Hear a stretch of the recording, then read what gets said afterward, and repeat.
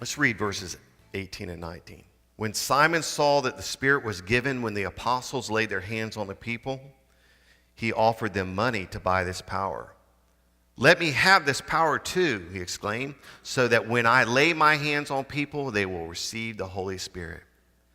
So how could Peter and John look at that and judge Simon with an impure motive? It's called discernment. See, we have become a modern day society that says, don't judge. Don't judge. You know what? Judgment is good if it's done with mercy and love. Simon needed to be confronted.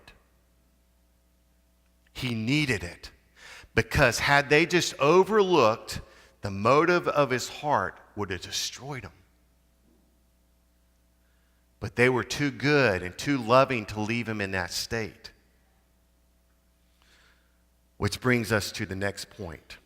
Confrontation. So important. When do we confront? We had that talk, didn't we, Dave? It's a good talk, wasn't it? When do we confront?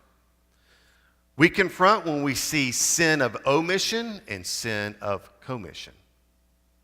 We always confront. But that word can sound bad, doesn't it? Because is there anyone in here, raise your hand, that loves confrontation?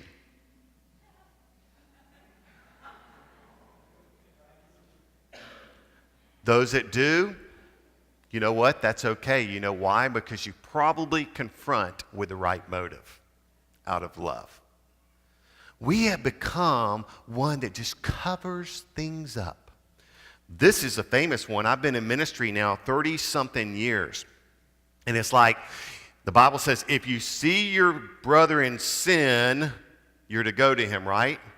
Well, the modern day version of that is, if you see your brother in sin, go tell your pastor. Why? Because they want the pastor to confront. It's not biblical. We confront out of love. And I was asking someone the other day this question. Do you know why most people won't confront?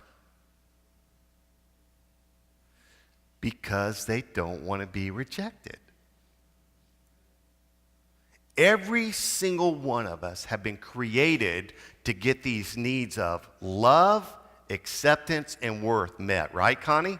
So all of us want to be loved and accepted and valued by everybody. But if I see my brother in sin and I confront them, guess what? They're going to get mad and reject me, right? So the Lord is saying, Roger, you got to get your needs met through me. My love will never change for you. I always accept you in the beloved, and I always value you, and you are secure in me. So we don't confront. And what happens?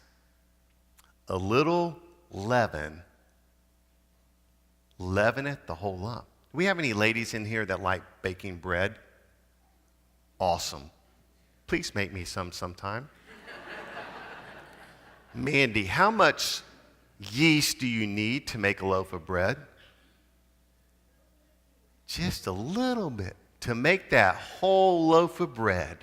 You just add it to it, and all of a sudden, whoosh, a little bit of sin in the church can whoosh and explode and cause disunity. But nobody knows. God knows. His word is true. So Peter confronts because he knows the anointing comes with unity.